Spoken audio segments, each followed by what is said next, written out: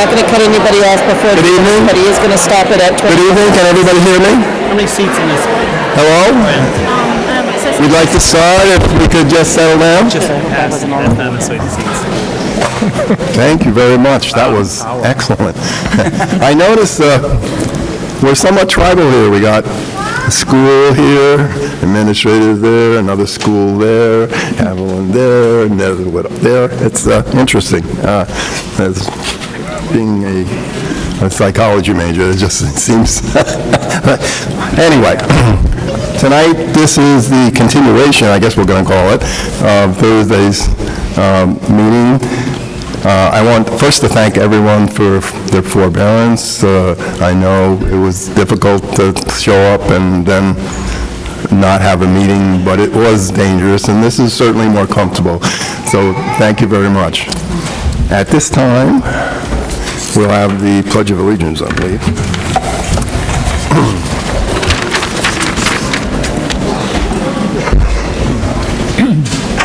I pledge allegiance to the flag of the United States of America and to the republic for which it stands, one nation, under God, indivisible, with liberty and justice for all.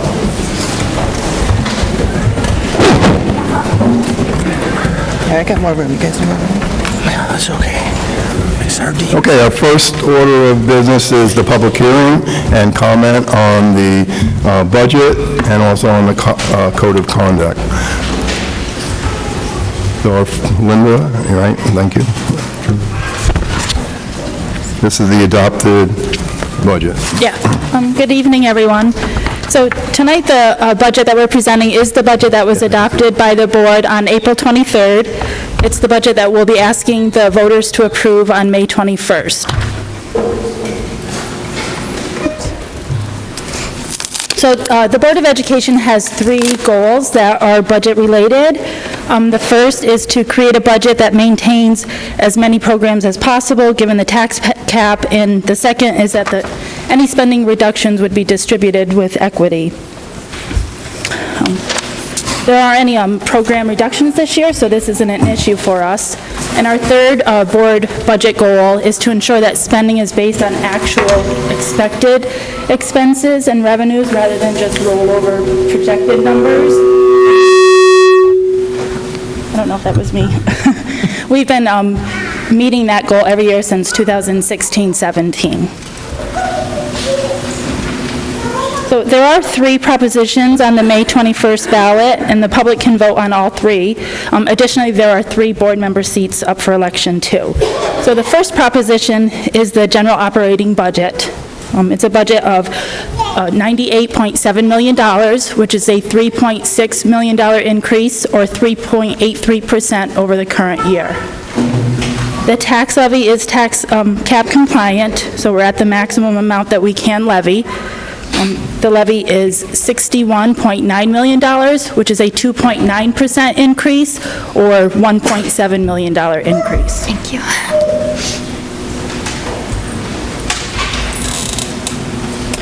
We are required to report the budget in its 3 components, which is program, administrative, and capital.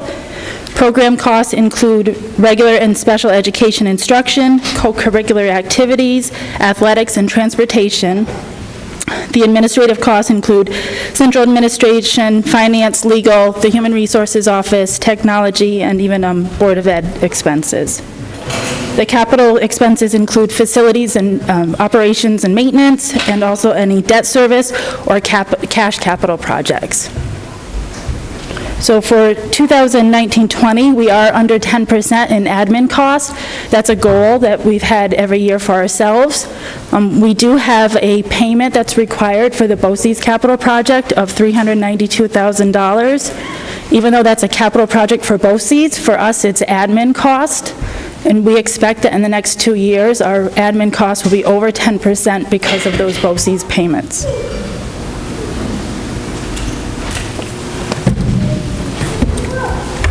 A new budget item in 2019-20 is a safety project to upgrade doors in some of the schools. We've added $240,000 to the budget for both interior and exterior door hardening. this means that we'll actually be adding push locks on some of the doors, the interior classroom doors, so they can be locked quickly from the inside. We're also going to put some mesh or some films in the side lights to make those more secure too. The state aids us up to 64.7% if we spend up to $1,000 on an interior door or $5,000 on an exterior door. We expect that we'll be receiving about $155,000 in aid on this project, so the total cost after receiving state aid is $84,000. This wouldn't be enough to complete the whole district, but we do plan to have this in the budget each year until the entire project is completed. So on this slide, we see the capital outlays. These are cash capital projects. And we're not borrowing for these projects, but we are required to tell the taxpayers about them. We have a $100,000 project for the FDR bathrooms in the lobby. We did the women's room a few years ago, and we'd like to do the men's room too. The other one is a $1,015,000 project for upgrades to technology at FDR. In total, we would be paying the $1.1 million, but we expect to get $721,000 in state aid. So the cost to the district for both projects is $394,000.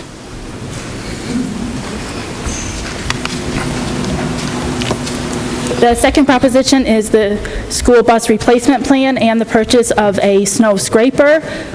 In total, we'd like to buy 9 buses. We're actually trading in 9 buses for those 9, and buying a snow scraper for $753,000. After state aid, the cost to the district is $320,000.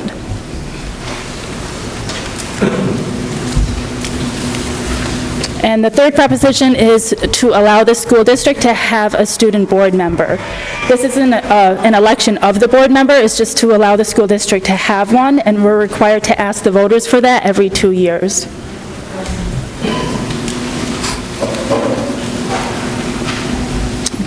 So if the budget isn't approved by the voters, the board would have 3 choices. We could either put the same budget back up for a revote in June, we could amend the budget and put that new budget up for a vote, or we could go right to a contingency.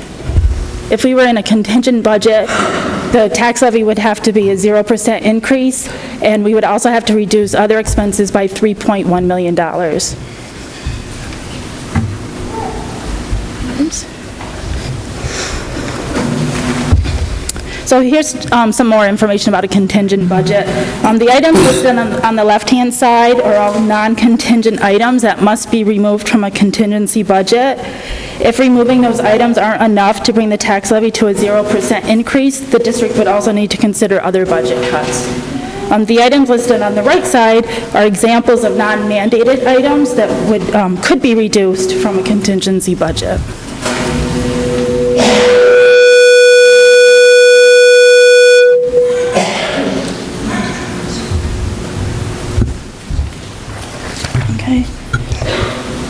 And this slide here just shows the comparison between the actual proposed budget and the contingency budget.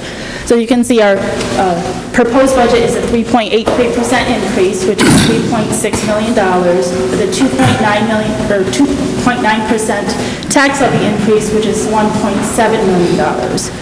If we were to go to contingency,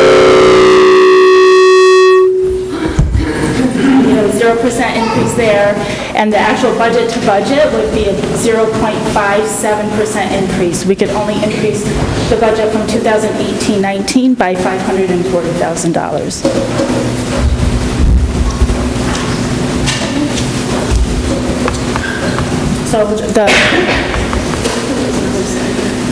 So the budget vote is on May 21st. It's here at Haviland Middle School from 6 a.m. to 9 p.m. in the gym.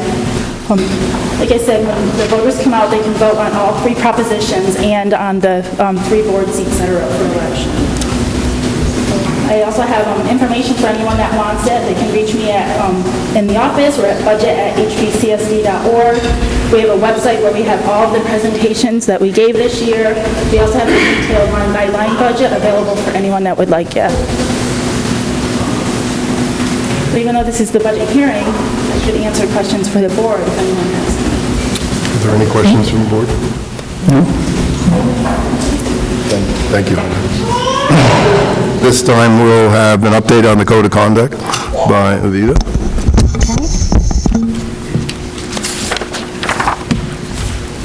I don't have a PowerPoint, but the whole proposed draft is actually on Board Docs, if anyone is interested in seeing it. And I'm giving you the updates here for this year. We did recommend changes to the visitors policy section, and it's really to put some protections into place. The way it was previously written, or the way it's currently written, was somewhat of an open invitation for anyone from the community to spend time in classrooms. And that's in addition to when a teacher invites parents or community members in to do presentations or for special events. So we felt that we needed those protections in place to make sure that people are there for a legitimate reason. So there's some significant changes in that one small portion. And then the other changes from this year's Code of Conduct are really more in tone. The New York State School Boards Association recommended more student-friendly language, which we are recommending. So, for example, the word behavior replaces the word conduct in several places, and the word consequences replaces the word penalties as well. Otherwise, it's pretty much the same as what we have now. All right, thank you. Thank you. At this time, I have a motion to open public participation for comments on the budget or the code of conduct. So moved. Second. Well, any discussion? All in favor? If anybody would like to comment on either the budget or the code of conduct, please step up to the mic.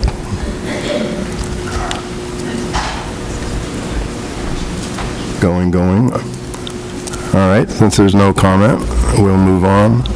This now, public participation for that hearing is closed. There are no agenda modifications, so may I have a motion to adopt tonight's agenda, please? So moved. Second. Any discussion on that? All in favor? Opposed? Thank you. Let's see. Upcoming events. I haven't got my computer on. Upcoming.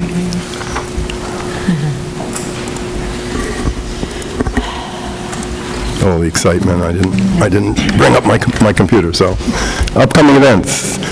Tuesday, May 14th, at FDR is the North Park Spring Concert at 7 o'clock. Wednesday, May 15th, also at FDR, the Netherwood Spring Concert, also at 7 o'clock.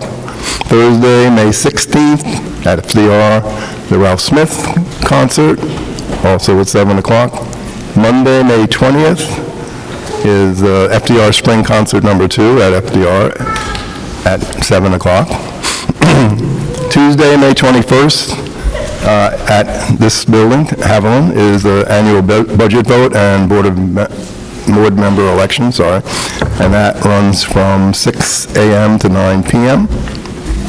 And following the close of the vote, there'll be a brief board meeting. Thursday, May 23rd, FDR is the FDR Annual Award Night. That was moved from May 29th. It is also at 7 o'clock at the high school. Friday, May 24th, there is no school. Through 29th. At their give back days, right? And for anybody that didn't know, the Viola Avenue Spring Concert was rescheduled because of the give back. All right. Thursday, May 30th, school is back in session for all grades. That night is the Netherwood Spring Concert at FDR at 7 p.m. Next regular meeting of the Board of Education is at the district office at 7 p.m., also on May 10th. 30th. Thursday, May 10th. 30. 30. Well, I can't read it. Old. Come on. Thank you.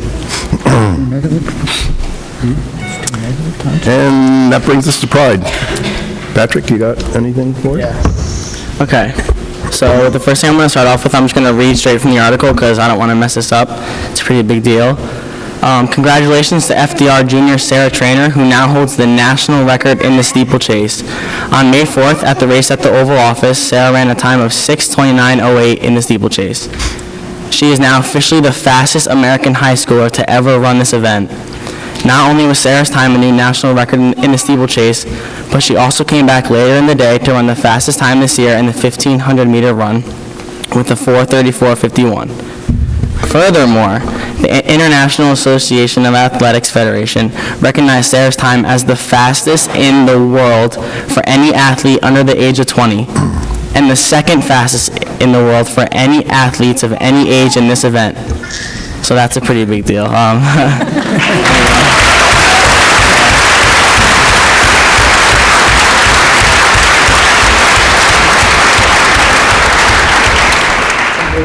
Okay, so I have more, but not as cool as that. But the track and field team, they competed at the race at the Oval Office with 27 teams from across New York. The men placed first and the women placed second, so that's really great. They closed out their 8th consecutive undefeated season earlier last week. For baseball, their senior night was last Thursday against Red Hook. They won, and their Mahal start this weekend. For crew, the FDR crew team did well at the 2019 Triangulars. Teams placed first in the following races: the girls junior 4, boys junior 4, boys junior 8, boys senior 8. Those are all first place. And third place finishes in girls varsity 8, girls lightweight 4, and girls senior 4. So that's great. Softball had their senior night last Thursday as well. Yeah. They also beat Red Hook. Maybe. They also won their tournament last weekend at FDR. They defeated 2 teams, Lords and New Paltz, for the win. The HPTA, they're sponsoring the annual Hyde Park twosome race on May 31st at 6:30 at FDR, 6:30 p.m. This event, it's really fun. It raises money for scholarships for FDR seniors. So, and we all know how much we need your guys' money for college. So. It's really fun. You sign up with a partner. You each run 1.5 miles, so it's not too bad, and it's for a good cause. So the Netherwood PTA, they volunteered last Saturday, the 11th, to help sort some canned goods over at North Park. Teacher Appreciation Week was last week. It was Disneyland themed, so that's fun. Each day, students, they were encouraged to bring in something for their teachers. The first day was Tomorrowland Day, so they brought in notes of appreciation. The second day was Frontierland Day. They brought in treats for their teachers. And the last day was Fantasyland Day, where students brought in something that teachers can pamper themselves with. So at FDR, they did the play Pinocchio. There's a lot of pictures on the website and Facebook. They're pretty cute, I guess. On Wednesday, they had, it was also Teacher Appreciation Week. So on Wednesday, they had a school supply snack bar. So parents and students brought in school supplies to each teacher's classroom and some snacks for throughout the day. On Thursday, it was the staff pizza and movie lunch. And on Friday was the staff breakfast. And that is all. Great, thank you, Patrick. Yeah, just a couple more. Thank you, Patrick. That was excellent. We were notified by the athletic director that every single one of our spring teams, the spring athletic teams this year, has qualified as scholar athlete teams. That means that the average of the entire team for academics is 90 or above. Is this the first time, Tom, every single team? It may be, but this year, that's for sure. But every single spring team was awarded this designation, so that is truly significant.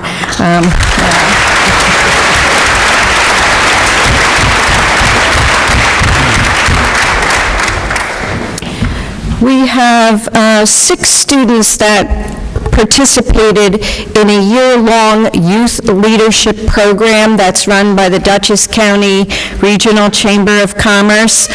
This is a year-long program where they give up evenings and their free time and engage in leadership activities. It's an incredible program, but it is time-consuming. So we would like to congratulate the following 6 students for their success.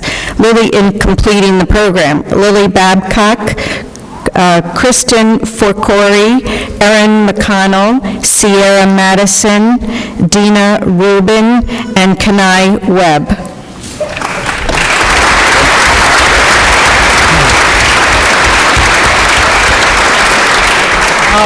One last one, and I think, I'm not sure if the pictures are up or if they're going up, but this is the third year that we've participated in School Lunch Hero Day, and it was May 5th, and throughout the district, our students and our staff celebrated the school lunch staff, and it's pretty creative, so when we get the slideshow up on the website.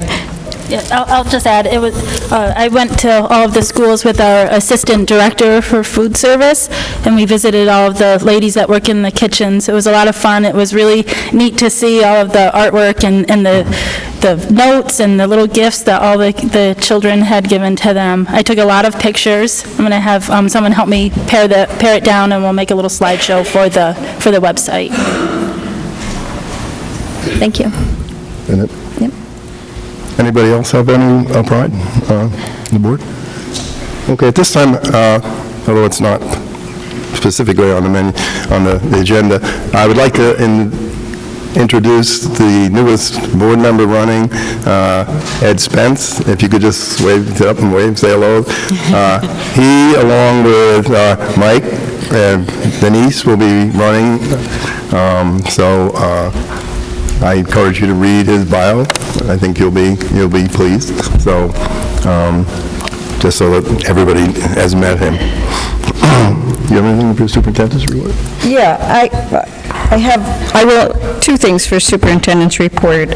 First, I'm not here on May 30th, so Aviva will be running that board meeting, so thank you in advance, Aviva, for running that meeting. And then under the formal presentation is an update from the Hyde Park Education Foundation.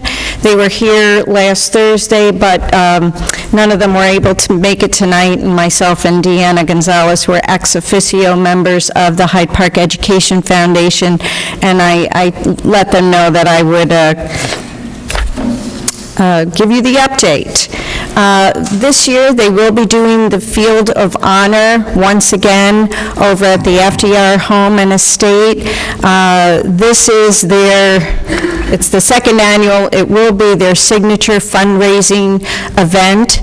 This year, they hope to have 300 flags planted in the field, and there are activities running beginning 10 a.m. on Saturday morning of Memorial Day weekend.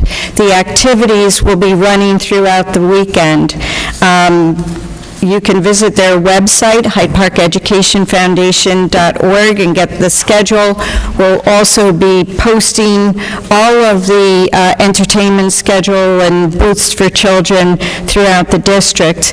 A special shout out to retired teacher Lori Wooliver, who has really taken the entertainment for this year's event to the next level.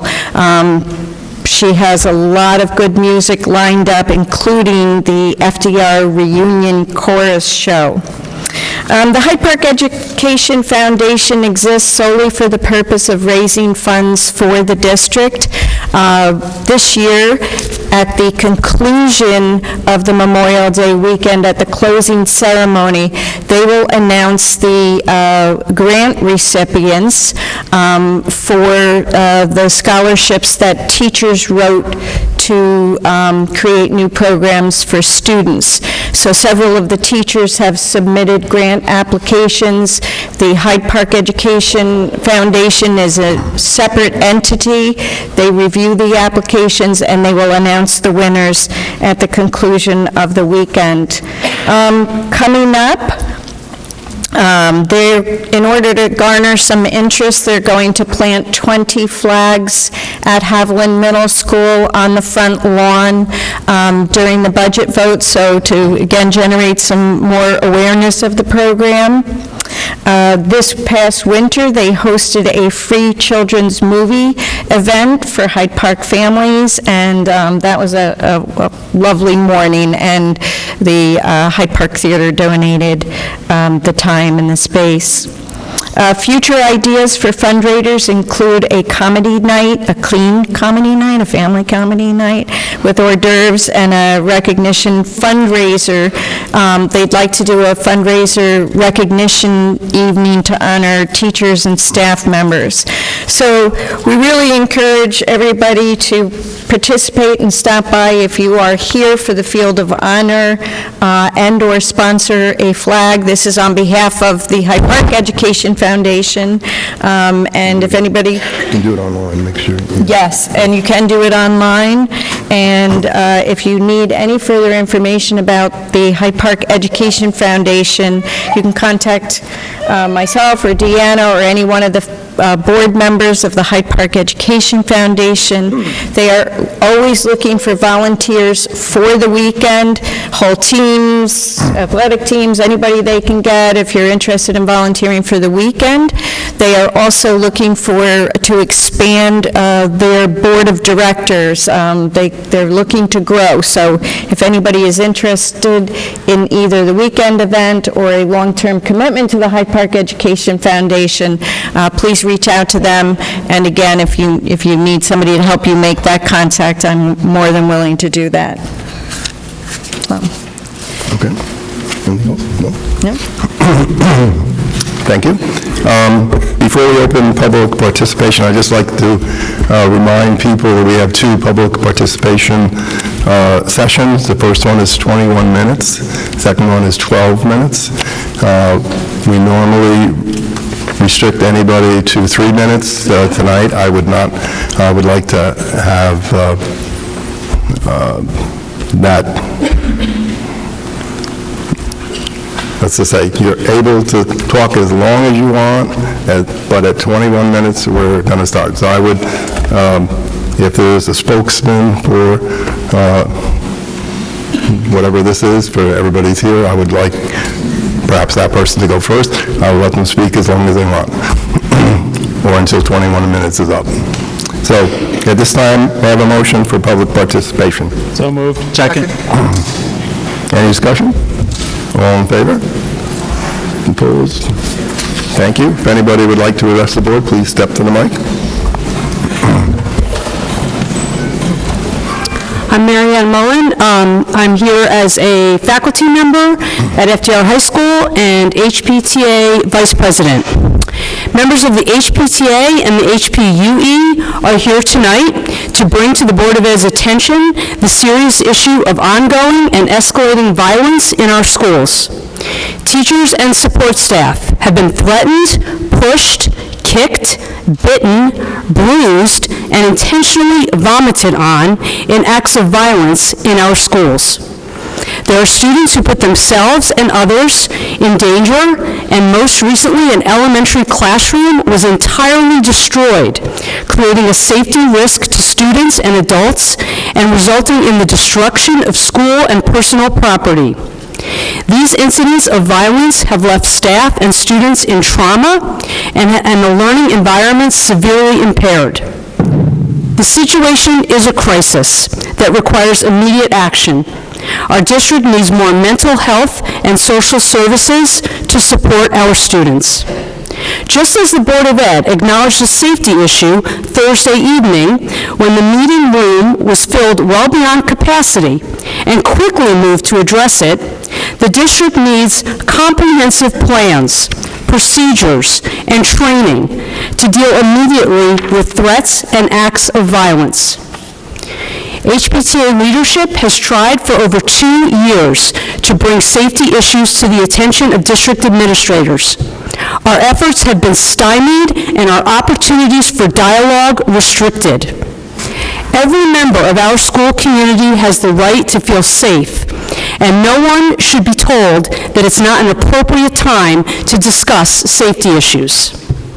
The Board of Ed needs to address this crisis and take immediate corrective action to ensure the safety of our students and staff and to protect the rights of all students to receive an education in a safe environment.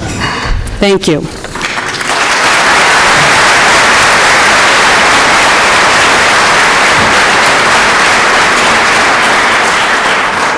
My name is Doreen Boone Pitcher, and I am here as a representative of Haviland Middle School and also the HPTA. Thank you for the opportunity to share with you perspectives from the staff at Haviland Middle School. We need to recognize and accept that the needs of our students have changed over the years. They are coming to us more emotionally traumatized than ever before. The spectrum of their mental health issues ranges from depressed and suicidal to aggressive and violent, and everything in between. The trauma they carry affects every staff person and every student in our building. Our counseling staff shares this perspective. This school year, we've experienced a surge of students who enter the building unequipped with the essential tools for learning, interpersonal skills, the ability to cope, problem solve, self-start, and demonstrate stamina for tasks, or a few standouts. These gaps are combined with the increasing skill deficit over a larger percentage of our student body. Our highest levels of need are also on the rise. Suicidal ideation, self-harm, anxiety, depression, and school avoidance and refusal. Although the length of our school day has not changed and our children are physically present, they spend far less time engaged in their school day. There has unfortunately been a reduction in community support options. The need for more support staff and programs in our school is undeniable. Without this support, academic scores will plummet, dropouts will increase, and the primary task of educating our students will be lost. These mental health issues filter to our classrooms daily. Our staff are being yelled at and cursed at every day. Some staff are experiencing this type of abuse constantly. In some classes, non-essential materials, including books, games, scissors, and writing utensils, must be locked up as there is a real fear that these items may become projectiles or weapons.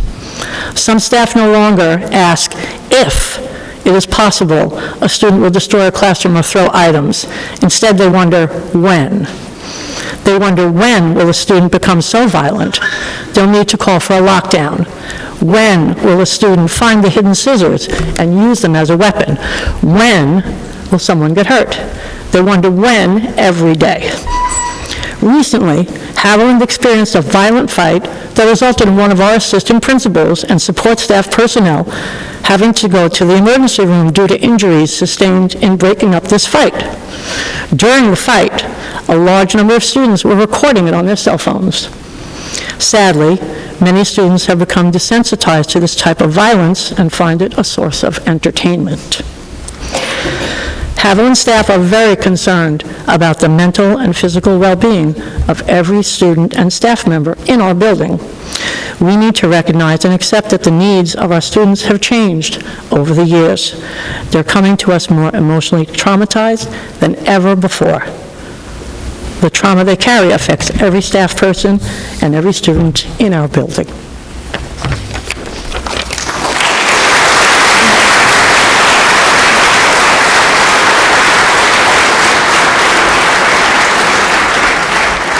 Good evening.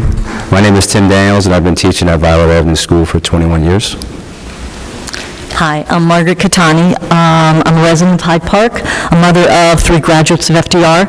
I've been teaching in Hyde Park School District for 32 years, and I am proud to represent the hardworking and dedicated staff at Violet Avenue Elementary School. As we look at all of our students, there is a general consensus that their needs have dramatically increased over the past few years.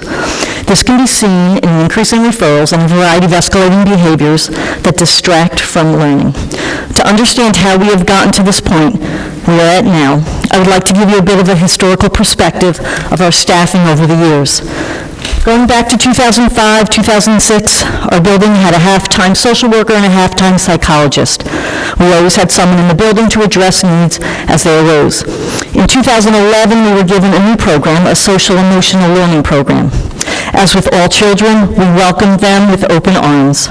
At that time, we were given an additional half-time psychologist who was assigned to the SEL program exclusively. That lasted a year.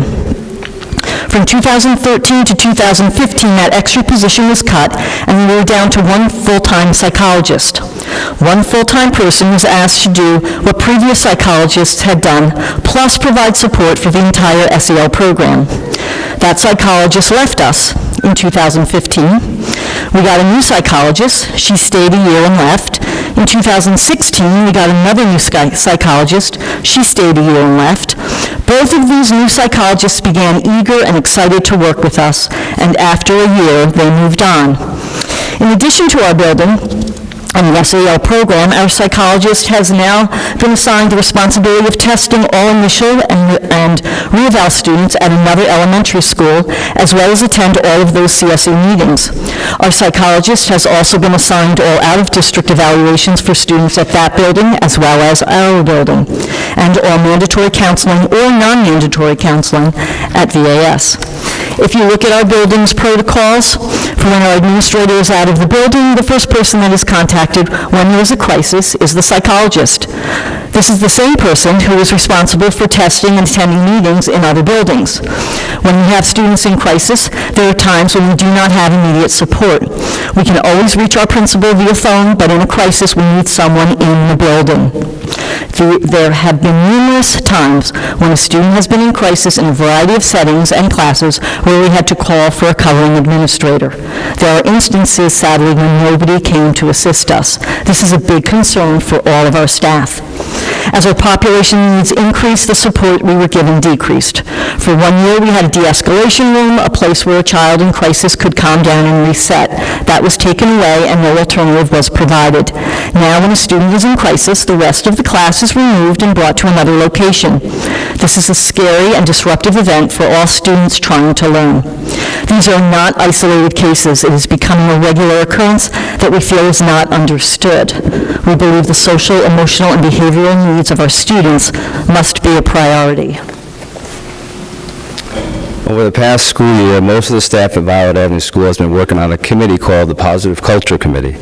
We have worked on a variety of areas, such as trying to look at student referral data to find patterns in student behavior, creating positive rewards with our adopted friend Milano, exploring a program called PBIS, and reflecting on our practices to try to fix some of the issues we've been facing.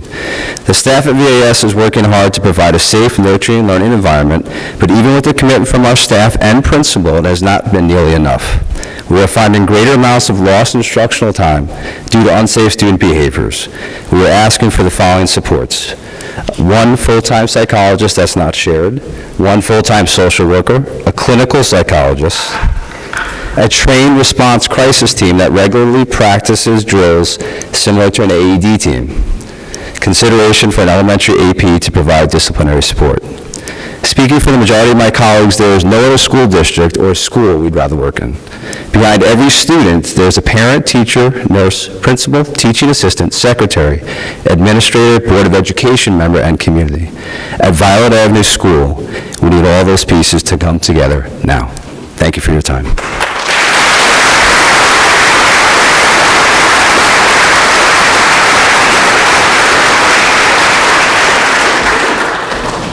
Good evening. My name is Joan Magnuson, and I represent the teachers at North Park.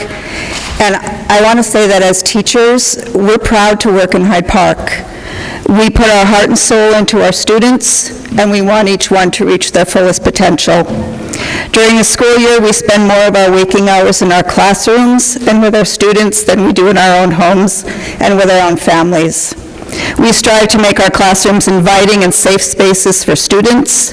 We work on building community, increasing self-esteem, encouraging critical thinking, and developing lifelong learners. We wouldn't choose to do anything else. However, over the past several years, more time and energy has been diverted away from lessons to deal with disruptions in the classroom. More and more students are coming to us with trauma and emotional issues which lead to acting out in the classroom, often violently. Many of these students are in regular classrooms with 20 to 28 other students. Most of these regular ed classrooms have only one adult in the classroom for the majority of the day. When a student acts out or disrupts a lesson, it can sidetrack learning as the teacher deals with the disruption. Time diverted from instruction cannot be made up.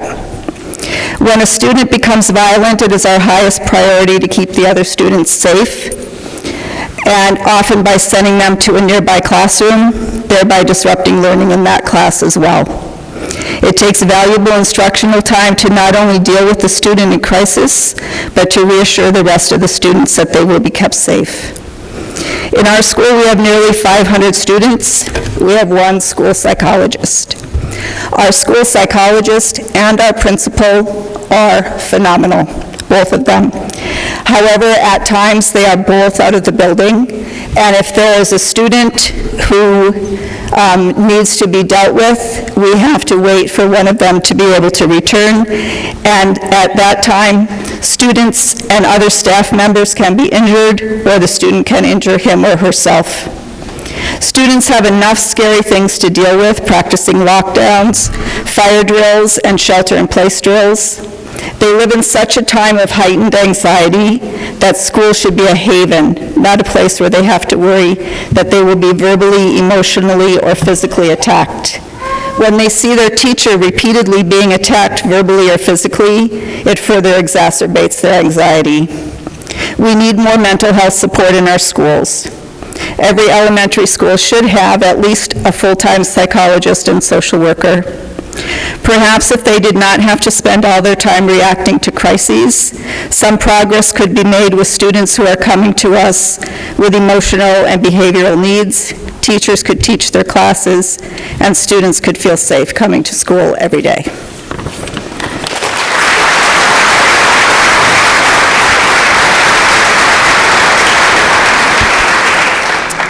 Hi, good evening. My name is Ann Angulola, and I represent the Netherwood faculty and staff. Over the past few years, the disruptive and escalating behaviors in our schools have increased. It has reached an all-time high. It is, in my opinion, that we are at a breaking point in our learning communities. Children are being desensitized. They are being encouraged to ignore behaviors that we tell them to do in times of need, such as yell. What message are we sending children when we tell them to ignore when we hear a child screaming, "Help, help, help," from a room? What message are we sending the children when they hear students yelling profanities to other students and staff in our elementary schools? What message are we sending children when daily our learning is interrupted due to screaming?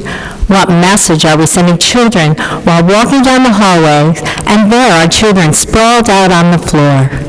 What message are we sending children when walking down the hallway and they see and hear a child throwing furniture in a classroom?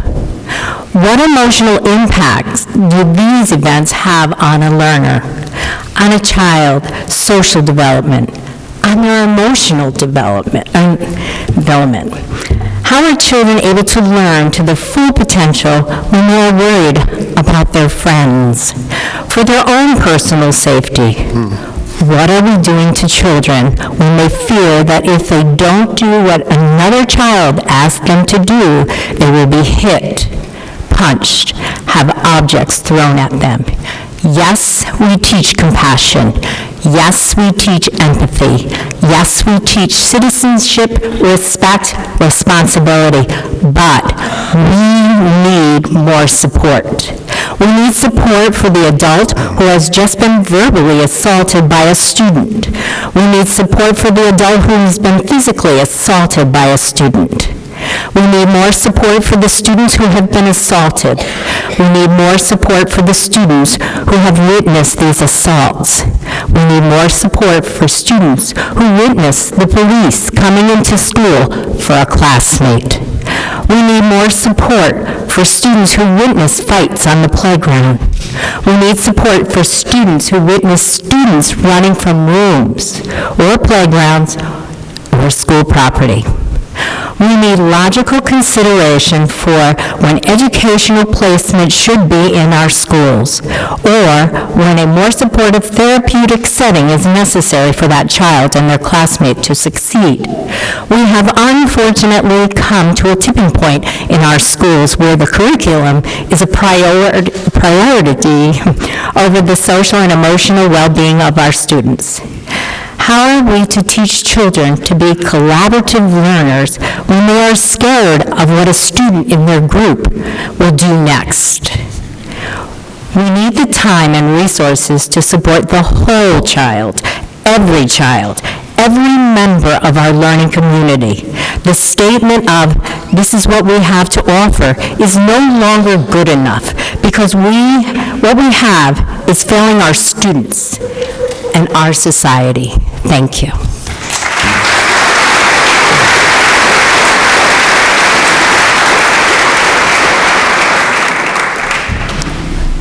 Good evening, Board of Education members. My name is Dee Witter, and I am the president of the Hyde Park Central Schools United Employees Association. I am also a teaching assistant at Ralph R. Smith. I stand before you this evening seeking your help with a serious issue. In this hand, I hold C3 forms, incident reports, and photos of one-to-one aides and teaching assistants who have been assaulted by students since September.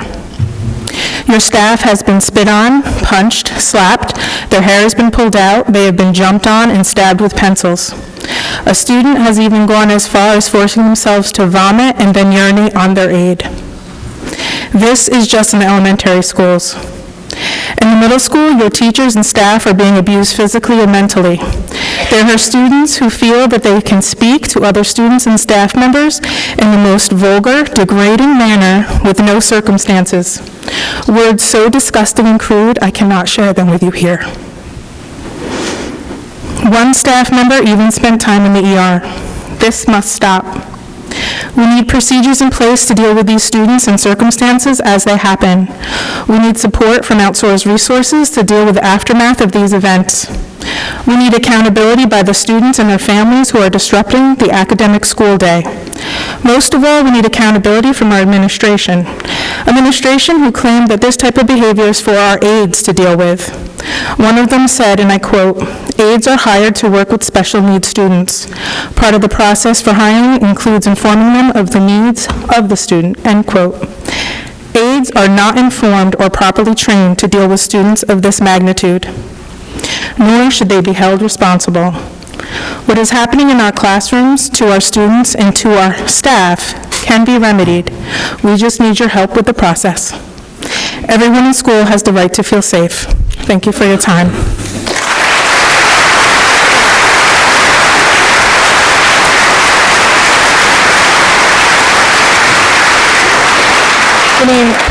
Good evening. I want to thank the Board of Education for switching the meeting tonight so everyone has the opportunity to hear our concerns and attend. I'm Mary Beth Scattergood, the president of the HPTA. School districts across New York State and the nation are dealing with the national crisis of violence, disruptive incidences. Hyde Park is no exception to this trend. As educators, we are here tonight to advocate for our students who are confused and traumatized because of the verbal and physical assaults on their teachers, aides, and bus drivers. We are here to advocate for our students who believe that school would be a safe place to learn and grow, but instead are exposed to daily actions of violence, including throwing of furniture, screaming, spitting, punching, and biting. We are here to advocate for our students who do not have the words to tell you how this violence has impacted their daily lives. How do you expect students to learn when they are fearful of their classmates' explosions? We are here to be the voice of parents who are witnesses to the deteriorating emotional well-being of their children. We are here to be the voice of our colleagues who have been verbally attacked or intimidated by students and parents and feel unsupported by the current education system. We are speaking up for the staff who have experienced vicarious trauma and PTSD and are looking for alternative careers. We are here to share the anxiety of our families who are concerned about the health and safety of their loved ones who come home bruised and battered only to return to school the next day. We are here to share the inconsistencies within the district on dealing with cases of trauma and violations of this district's code of conduct. How in one building is a bus driver's referral considered a violation of the code of conduct, but in another it is a liner in a drawer? How in one building does an administrator rush to the aid of the staff, but in another they drive off? As educators, we are deeply entrenched in the well-being of our students, but we cannot do this alone. We are asking you, the Board of Education, to support us with this crisis.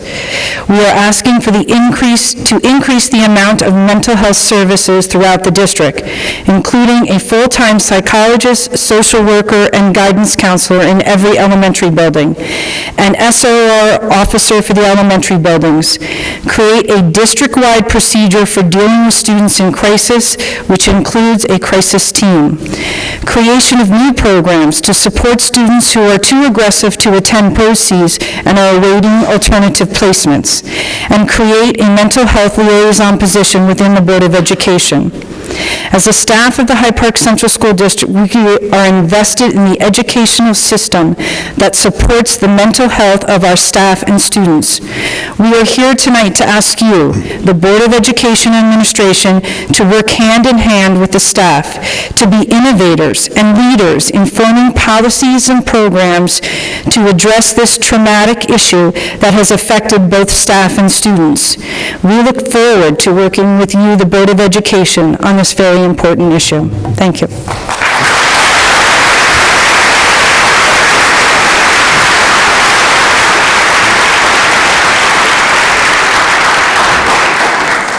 All right, we've actually gone over 21 minutes, but for continuity's sake, I'd like to take time from the second participation and let everybody finish. So, go ahead.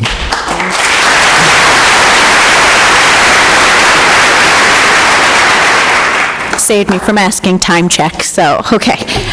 So my name's Jen Valletta-Husani. I've been teaching in the district for a little over 10 years, teacher and taxpayer, so I get dual citizen here.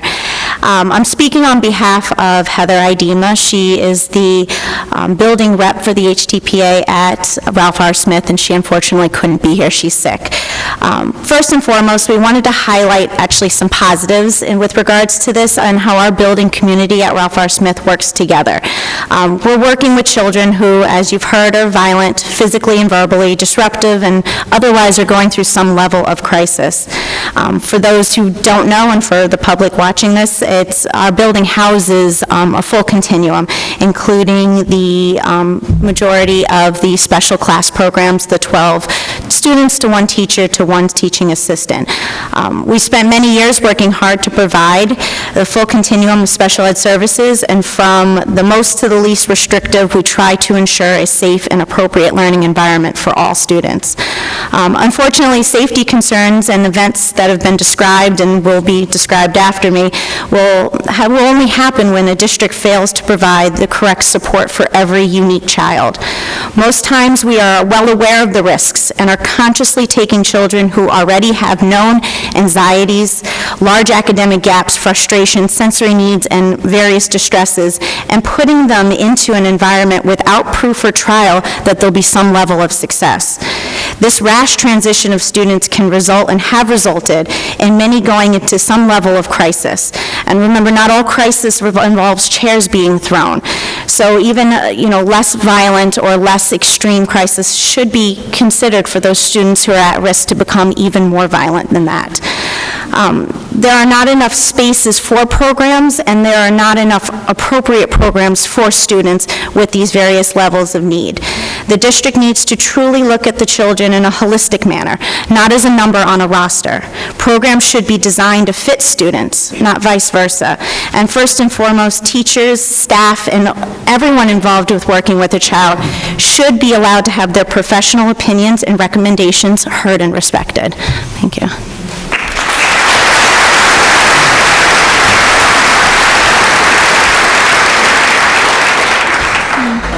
Hi, everyone. My name is Roseanne Davison. I work at Haviland, and I'm a union rep for HPUEA. Our colleagues have said a lot about what I was going to say as well. So I'm just going to be quick.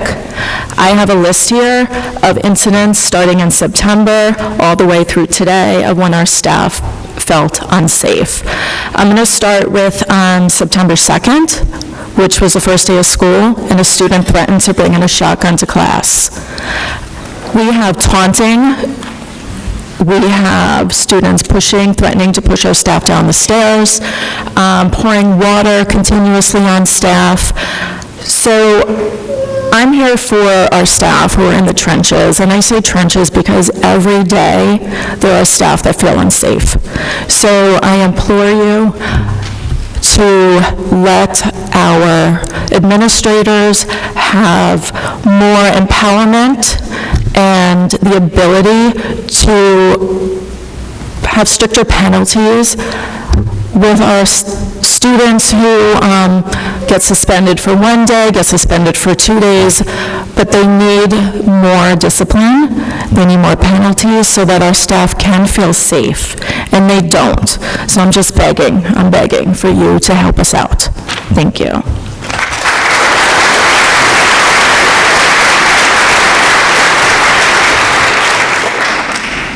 My name is Denise Hoffman. I'm the special education teacher in the 2nd, 3rd, and 4th grade social emotional learning classroom at Violet Avenue Elementary. My classroom was destroyed during a student crisis on April 29th. Instead of viewing this as an isolated incident that's out of the norm, I'm hopeful that the board will recognize that the physical and emotional safety of our students and staff is being compromised. Students make verbal threats against other students and staff, assault other students and staff, run out of classrooms, and throw furniture. But these behaviors don't just happen in the SEL program. This isn't about one student in one classroom in one building on one day. This is a problem that affects all of us. The fact of the matter is that the students we serve are exhibiting more unsafe behaviors due to exposure to trauma, mental health issues, and a world that's very different from the one we grew up in. How can we expect students who feel physically and emotionally unsafe at school to take the academic risks necessary to grow as learners? In addition to the impact unsafe behaviors have on our students, we need to think about what's happening to the staff. We live in a state of hypervigilance, trying to support our students at the expense of our own well-being. It's impossible to convey what it feels like to watch a person in crisis and feel like you don't have the resources to help them. My staff and I are still trying to move past the previous incident. Over the last 7 years, the district has decreased the number of mental health providers for students in our building.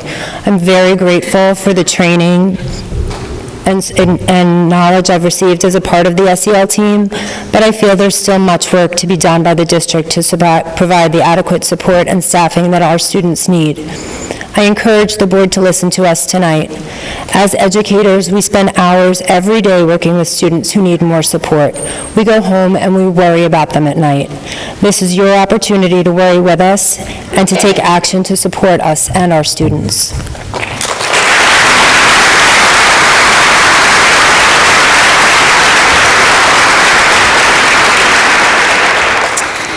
Good evening. My name is Marcy Dillon, and I'm a 2nd grade teacher at Violet Avenue School.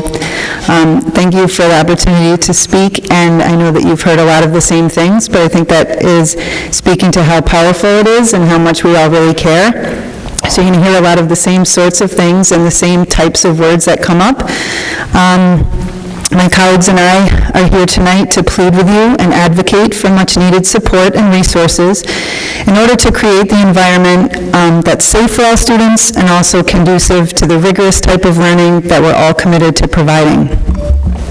As you could tell, I'm certainly not alone when I tell you that we work extremely hard. We invest our energy and our hearts in our profession, and most importantly, we love our students like they are our own, because that's exactly how we feel. They indeed are our own future leaders, our future ambassadors, our own legacy. We understand that more than ever, our students face greater challenges, have more intense adverse experiences, and in some cases are dealing with instances of trauma that may far exceed anything that we have experienced in our entire lives. These students come to school and rely on us to create a safe haven, a place where they can feel at ease, content, able to learn, and assured that while they are in our care, they don't have to worry about experiencing the very types of behaviors, circumstances, or experiences that they may desperately be trying to escape from. I cannot tell you the amount of times over the past 16 years that I've heard a student say that when we were going on vacation, they actually wish they could stay in school. These students who expressed this knew that they could count on being safe and feeling safe for 6 hours out of their day. I love where I work, who I work with, and who I work for. However, I'm compelled to tell you, and certainly this is with a heavy heart, that I believe we need your help desperately so that we can do more to provide the safe haven that our students need in order to excel, and in order to view school as it should be seen, as their home away from home, where they don't have to worry about anything except for getting the education that will help them lead productive, successful lives. I say this because I've seen what is a normal day change dramatically. The desensitization, which I've heard several times tonight, that has happened for staff and children is alarming and in some cases inconceivable. I'd like to provide a scenario that unfortunately is neither dramatized nor fictional. It's another day of school. My second graders are following the routines that they have already had established. During our math lesson, we hear a child screaming, and it's followed up by sounds of furniture banging in the classroom above us. Now, years ago, I would have stopped in my tracks immediately, and I would have inquired as to what was happening. And years ago, my students would have become immediately distracted and also worried. I'd like to tell you that this is still the reaction that we have. However, it's definitely not. When these types of incidents occur now, I find myself continuing on, almost without skipping a beat. And worse, when I think about it, it breaks my heart because my students don't even flinch. How can this be? How has this type of situation become normal? Instead of keeping in mind the safe haven and doing everything in our power to create that type of space, we've altered their school experience and are reinforcing the idea that these types of things could be part of their everyday school day, and it's unfair. We have certain protocols in place for helping these students who are struggling, but we need to be more cognizant of the students and professionals who are working, who are hearing it, seeing it, and witnessing it. Everyone deserves better. I want to walk into a building knowing and feeling that I'm safe and that the colleagues that I hold dear to my heart are safe. I want my students and every student to come in with a smile, see that they are safe, hear that they are safe, and feel that they are safe so that they can leave school with that same smile on their face. I want our principals to know that they have the support that they need when a student is in crisis. I want the children in our schools to experience the type of uninterrupted, undisturbed learning that they deserve. Their idea and view of a, quote, normal, unquote, school day needs to be changed. What we are expected to tolerate needs to change. Many of you either have had students go through our schools or still have children attending, and I can't believe that this is the normal type of school day that you would wish for them. I know that when I think of my own kids hearing and seeing the types of things that our students experience regularly, it makes me want to cry. Change needs to happen. They deserve better. They deserve the chance to love school and love learning. Providing a safe haven is how we will, quote, empower our community to strive for excellence and embrace the opportunities of our globally connected world, end quote, which is our district's clearly stated mission statement. The physical, mental, and emotional needs of our students are growing exponentially. Our resources and support need to match those needs. We cannot be put in situations where we have to share psychologists and social workers when it is imperative to have them dedicated to their designated school each day. Our students, teachers, and principals need the support and need you to help change the culture of our schools so that all go to work each day feeling safe. Thank you very much for your time.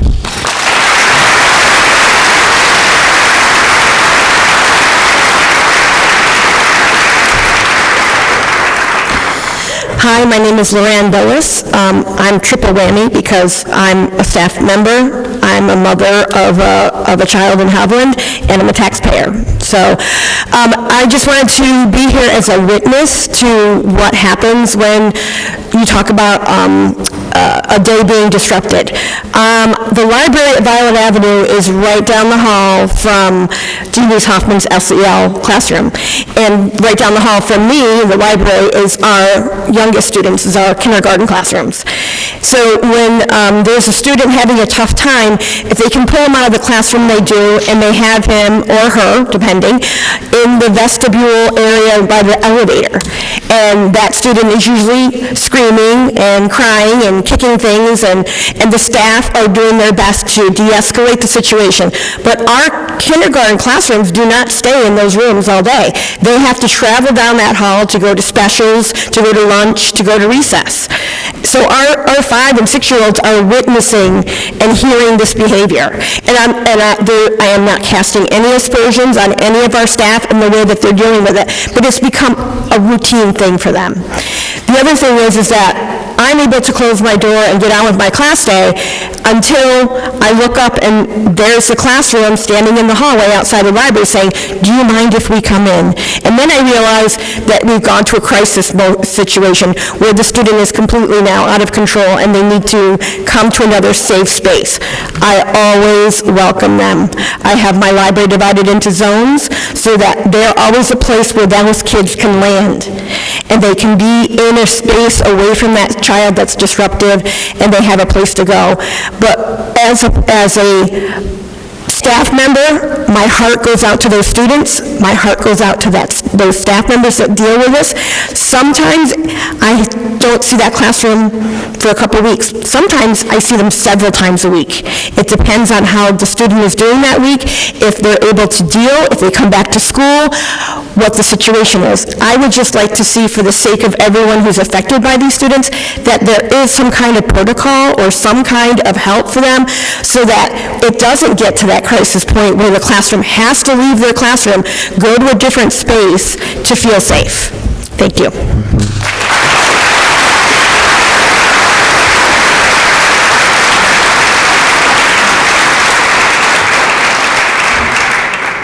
Okay, at this time, public participation is closed.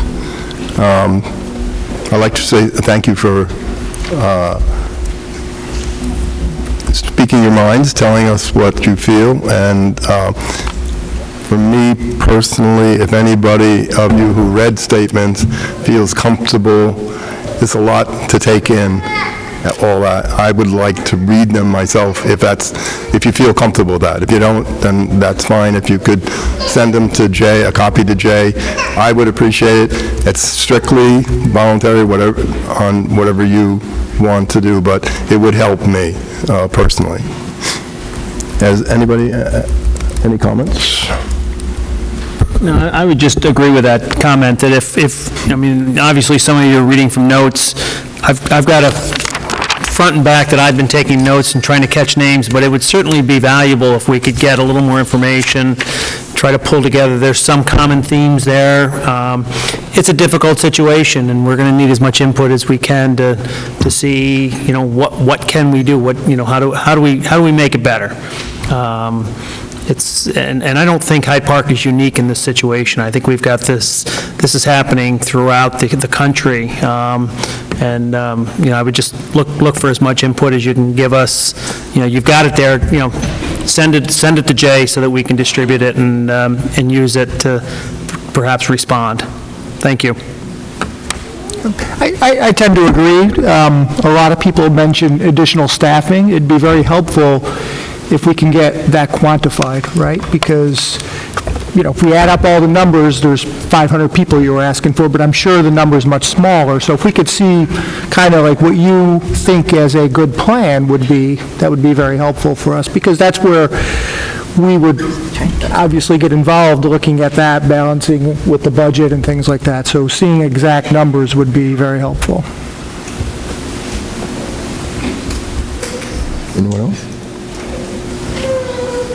Okay. Yeah, if you want. I mean, I feel like this was for the board. Okay. I don't feel like it's appropriate for me to speak for everyone at this table right now. Okay. Where would you like to say anything? No, I would like to thank the teachers that spoke and know and recognize that you represent all of your colleagues. This was informative, productive, respectful. We certainly do work to provide training, definitely hear the need and the outcry for additional staff. So we will be taking a look at all of the requests that did come in and digest that. But I really would like to thank the staff for coming in such a well-organized and respectful manner. As some of the board members have said, this is a national crisis. You cannot open the newspaper, watch television, and not recognize that we live in a different world. Schools are a different place. So we are committed to responding to the needs of the students, to the needs of the staff. So we will be working together to look at some of the suggestions that have been put forth in light of planning budgets and planning staffing and organized more consistency from buildings with some of our plans. Thank you. Anyone else? Yeah. I think I would just like to say it's wonderful to see you all, and I'm sorry for the situation that we have to see you. I'd love to see you more often. I'd love to hear what you have to say. You know, I want to know what's going on. I want to hear from all of you. You know, please contact us. Please talk to us, you know, whether it's by email or please come to our meetings. All of it. I'd love to hear from you more often.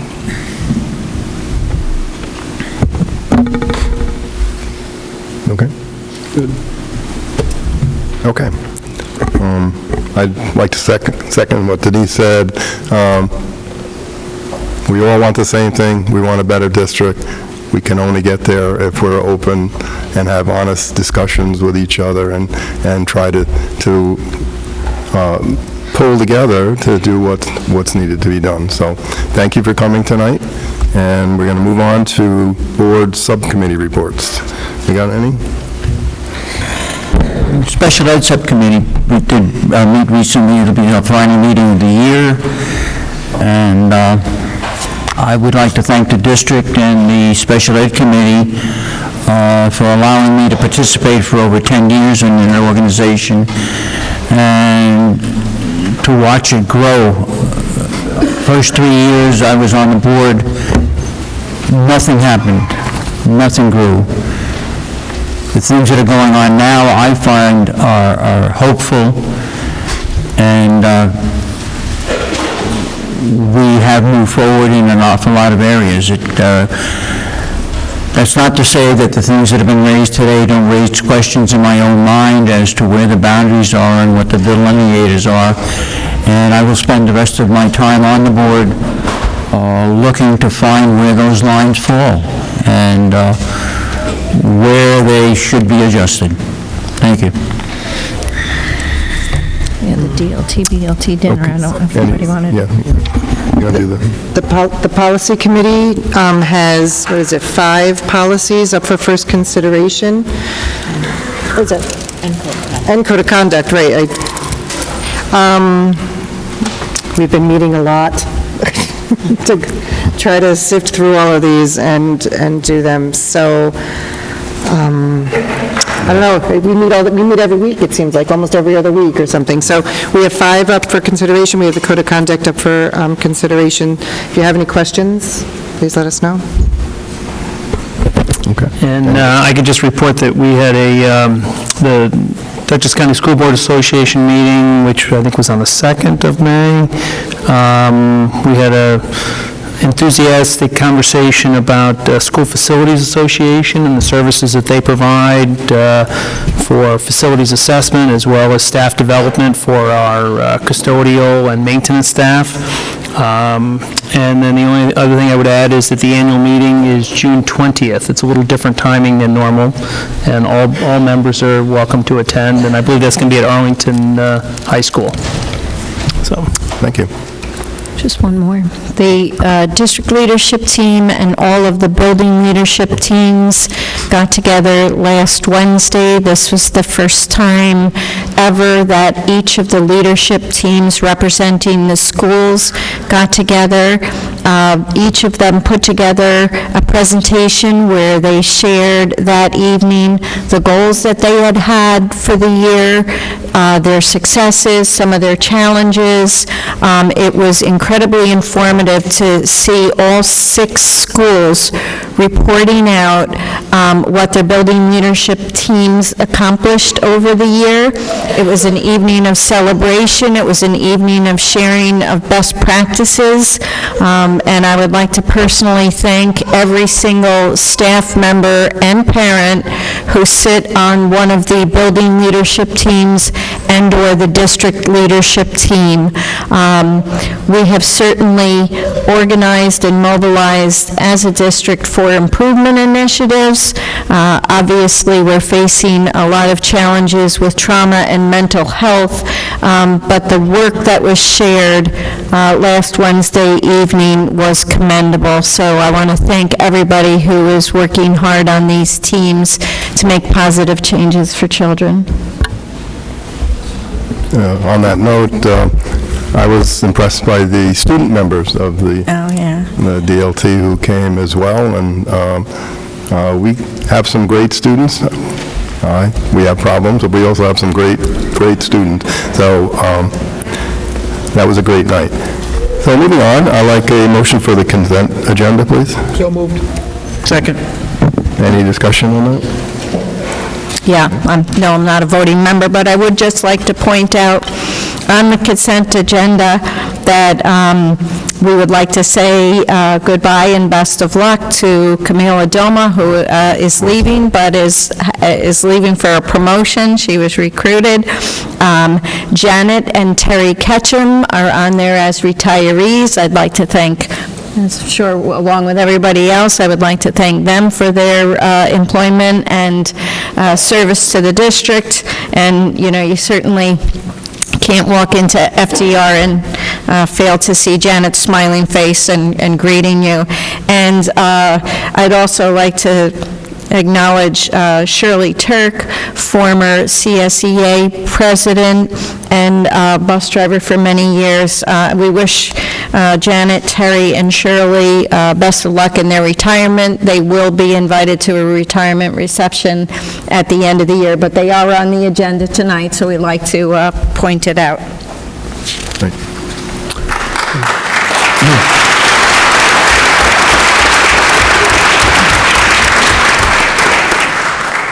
Anything else? No? All in favor? Opposed? Thank you. That gets me down to new business. Can I have a motion for special education placements, please? So moved. Second. Is there any discussion? I'd like to mention the fact that I've reviewed the packet presented to us and recommend its adoption as presented. All in favor? Opposed?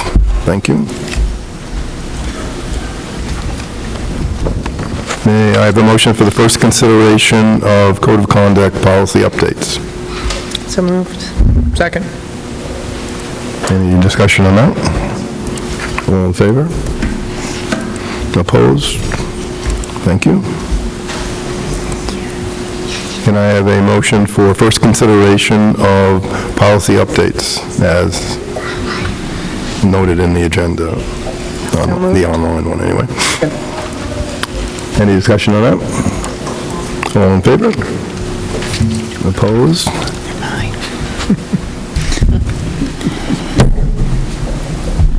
Well, it brings us to public participation, which we kind of used up, but if there's one follow-up or a very brief follow-up, I'll entertain that. So have a motion for second public participation, please. Second. Any discussion on that? I guess the only thing I would say is if there's anybody had any other, it wouldn't have to be a follow-up. Yeah, Somebody else that's true. had a different topic they'd like to bring to our attention, please feel free. If somebody else had something, they were kind of intimidated and didn't want to get up, now's your chance. But if there's any follow-up, we'll entertain it there. If there isn't, then public participation is closed. There are no matters, other matters deemed necessary by the board, and we do not need an executive session. So may I have a motion to adjourn, please? So moved. Second. Any discussion on that? All in favor? Opposed? Thank you. Thank you very much.